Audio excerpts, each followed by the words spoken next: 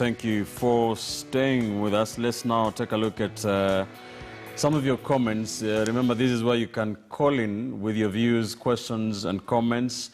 Our studio line will be scrolling at the bottom end of your screen. Be sure to give us a call. Let me go to Twitter, meanwhile, before we go to the phone lines, and just sample a few of your tweets as well as text messages. Phil Olesemra says, opposition died after the handshake. Politics is being played at the expense of us Kenyans, yet COVID-19 and donor funds are being stolen.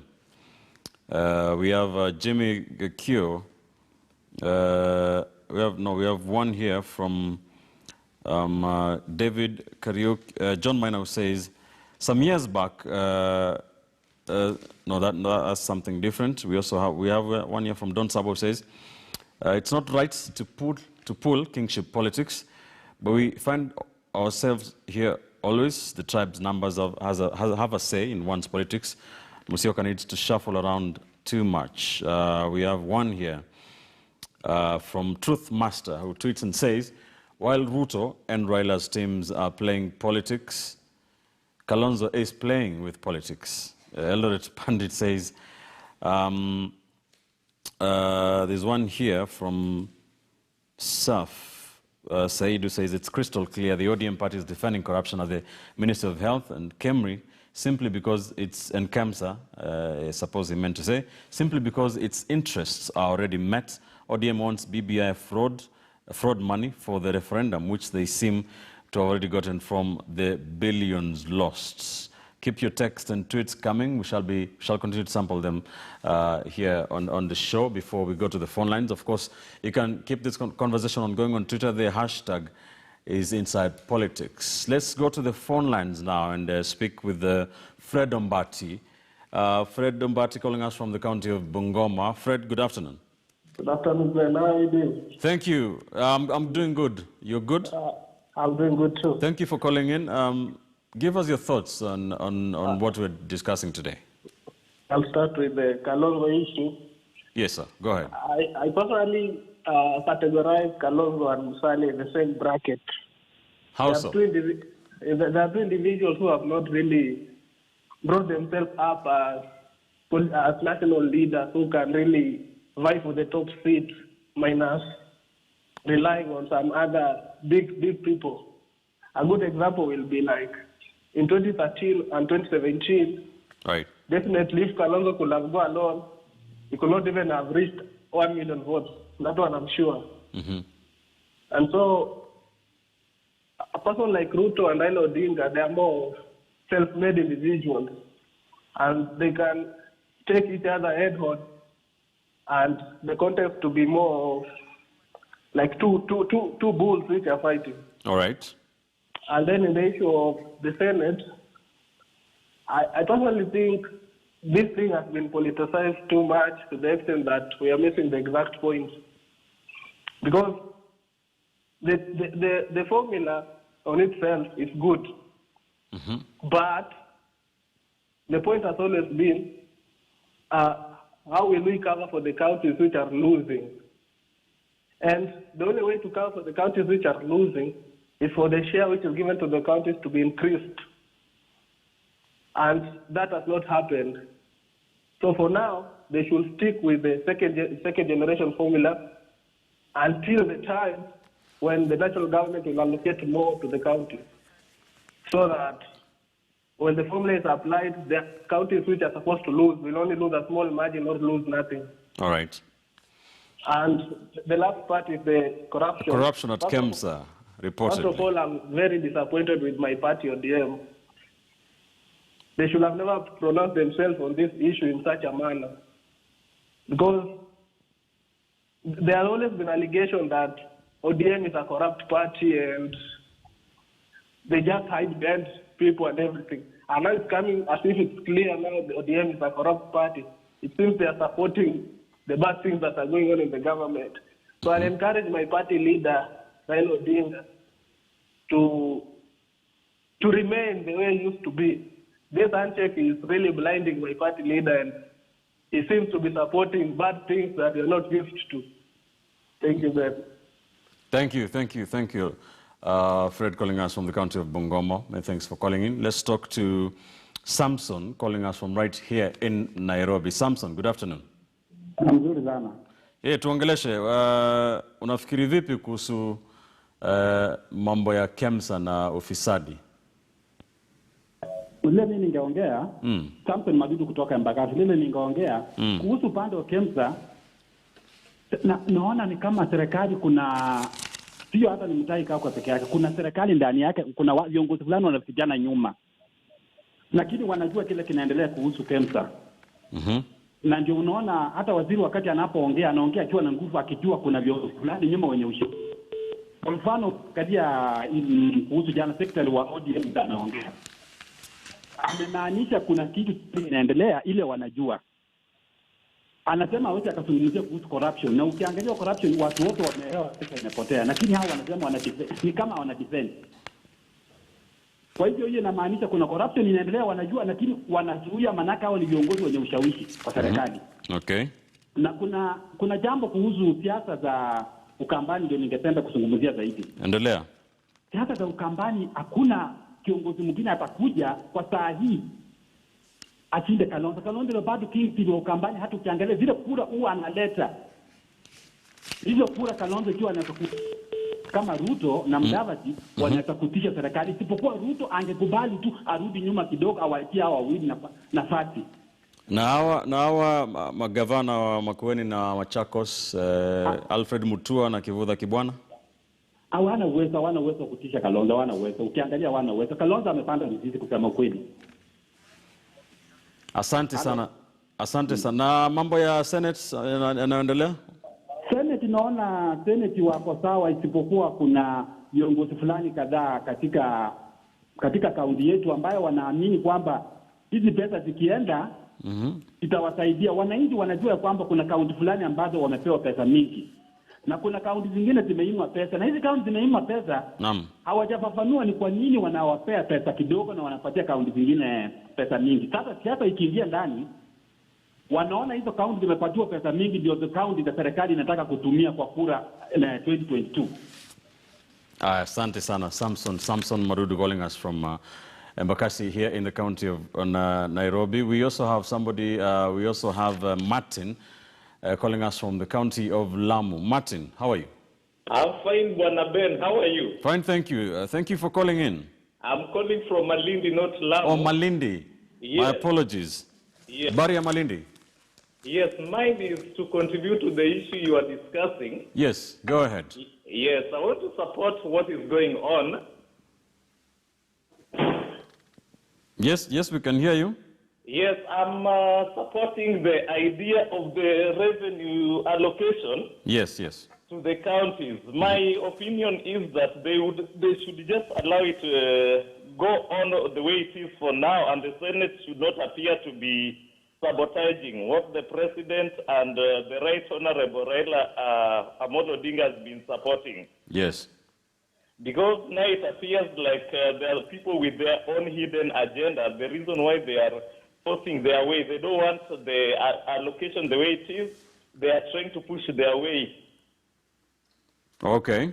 Yes. So mine is to support the same idea, and I'm also for the. What are your thoughts on Ukambani politics, Martin? Hello? Martin, are you still with us? Yes. Yes, talk to us about what the corruption allegation, corruption scandal at KEMSA, and of course the Ukambani politics.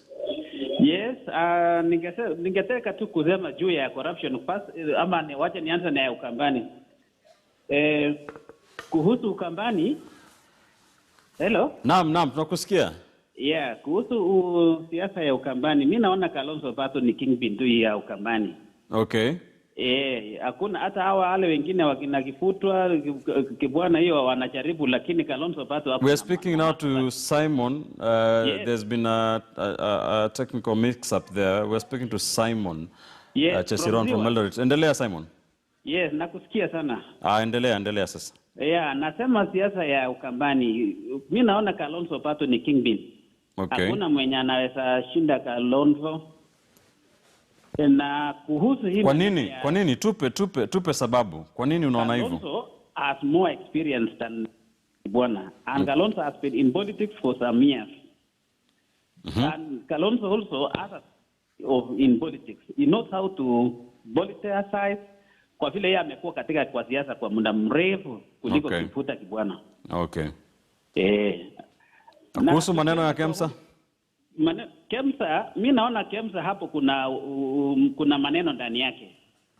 KEMSA kuna siasa ambayo inachezwa na pesa imekulwa na serikali iko ndani yake. Wasiseme ni huyu Mutahi Kagwe peke yake. Kagwe ndio ametumiwa awe tu kwa vile ni yeye ni waziri, lakini mwenye ametumiwa zaidi ni Mutahi Kagwe, lakini siasa iko ndani na serikali inajua. Kumbuka wakati mwingine wakati walitoa hiyo hoja ya kwamba walikula chai ya 4 million, only tea 4 million shillings. Alafu sasa corruption imetokezea. Si ni serikali ndanyua, na Uhuru mwenyewe alianza kupiga, alikataa maneno hiyo. Alisema hiyo tutatoa peni kwa peni, shilingi kwa shilingi. Bwana sasa hizo hawajatoa hiyo orodha yao, na walisema ya kwamba watatoa vile pesa ilivyoenda. And the president himself alitangaza mwenyewe ya kwamba atatoa report. Aya, asante kwa maoni yako Simon CHESIRON calling us from Eldoret. Let's stay there and that's why we'll leave it on thank you very much for calling in, for your calls and of course your tweets and texts here on the show. Keep the conversation on going on Twitter. The hashtag is Inside Politics. Let me go to the panelists for one more thing here as we wind up the show. There's a story here on the Standard, the splash on the Standard. Plot to give Uhuru MPs one more year. We all know that schools will be repeating 2020, and there is an indication here by the Standard team led by Rosalind Obala here, telling us that Uhuru and MPs want to give themselves an extra year. Rosalind, just give us a background of this. Okay, Ben, if you look at the story, these are just discussions that have been in the airwaves among leaders that based on the COVID issue and what we've seen in the stalemate in the BBI process, yes, that they will want the president to actually midwife this implementation so that when we have the BBI process in terms of even changing of structure, then the president can actually have 1 year for the smooth implementation. Now, if you look at the Constitution, Article 255, the term of the presidency is actually protected in law. But again, if you look at Article 102 on the term of Parliament, then Parliament has a leeway to actually extend their term with 1 year based on exceptional circumstances like war or anything. So Parliament can actually sit and extend their term, but the presidency cannot. So this is why the people, the prospects, the people supporting the BBI are pushing that there be a transitional clause in the BBI proposal, right, that we have the president extend his term by 1 year. It is a 1 year off thing, so that once he serves the 1 year, the next government or the next president cannot actually extend his or her term with 1 year. So it will be something that if the masses, that is Wanjiku, supports, then the president can actually have 1 more year to oversee the implementation of the BBI if the BBI actually is done before the elections, the 2022 elections. Now, some legal experts are also saying this is viable if it's actually done within the constitutional framework. But again, the argument is if you are to invoke this process, it should be at the end of the term. So they are not pegging it on COVID-19 or locust invasion, or because the country is not at war, but they're just looking at it that for stability and a smooth transition, the president and the MPs to remain for 1 year so that this entire process can be smoothful. But still, it relies with Wanjiku. All right, thank you. And that is your final remark, Rosalind. Mark Bichachi, let me come to you for your final thoughts. Mark? Sorry, Ben, someone keeps muting us. So the issue of the president getting another term, a one-year extension, is a dicey issue. Remember, those things are reminiscent of dictatorial tendencies, and it's 1 year here, 2 years there. So we need to manage this process within the timeline, and we also need to make sure that if indeed there is such a proposal, it has very solid grounds to push it forward. But my final comment is this, Ben, that the trust deficit in this country is quite high. But the process by which we can solve the issues in our country is by trusting the process. That process is very simple. Where there is corruption, we have institutions, and we must trust those institutions to tell us the truth and to act according to what the law says and does. The justice by acclamation, justice by rumor, innuendo, no matter how we feel about it, will never get us to the point where our country is rightfully restored. Let us take time, find the facts, jail those who are guilty, but to be careful to also protect the sanctity of truth and logic as we do so. Thank you, Mark. Gloria, let me come to you for your final thoughts. 1 minute only. This issue about extending the term of the presidency or parliament and what, it's, to me, very, very strange. And I know my colleague has talked about that one of the reasons could be that they want to do this to ensure that there is stability and a smooth transition. And I'm wondering, who has said that we are not going to be stable? I mean, are they anticipating a post-election violence kind of scenario for them to say we need a transition of government? I think what, in my final comments in everything that's going on in our country is that leaders must start understanding that the ultimate, a government that is supposed to be working for the people. And every decision that we are taking, whether it is in form of BBI, whether it is in form of a referendum or extension of the presidential term, we really have to ask ourselves, is this what the people want? Because the people have not asked for a referendum.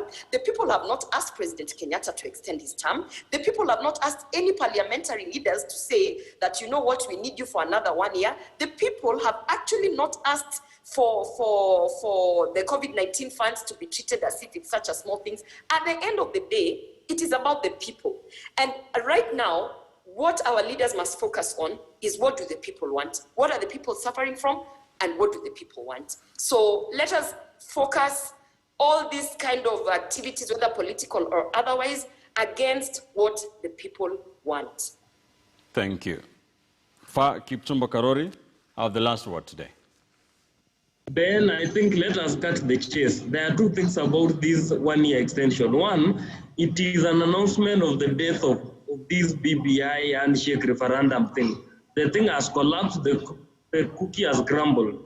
That is the first point. The second point, black monopolists are seeking time to finish their projects before the next government comes into play. Let us call a spade a spade. It's not about Kenyans. Locust is not war. Corona is not war. If we are stealing while Corona is ravaging the nation, why can't we have an election when the same Corona is here? So let us not give black monopolists an opportunity to extend their hard hand on Kenyans.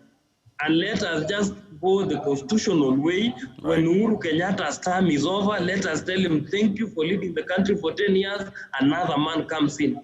You can never bend as a way of finality. You can never overstay with a diaper. We change it. We change government the same way we change diapers. Thank you. Thank you. Thank you, Kipchumba. On that bombshell, we end the show today. I thank the panelists. Thank you all for joining me. Always a pleasure having you in this show. Kipchumba Karori, lawyer and political strategist. Mark Bichachi, communication strategist. We also had Gloria Oroba, a youth policy analyst, and Roslyn Obala, senior reporter at The Standard. My name is Ben Kitili. Many thanks for watching. Be sure to join us as we do this every Sunday from 11 a.m. to 1 p.m. Inside Politics, Kenya's premier Sunday morning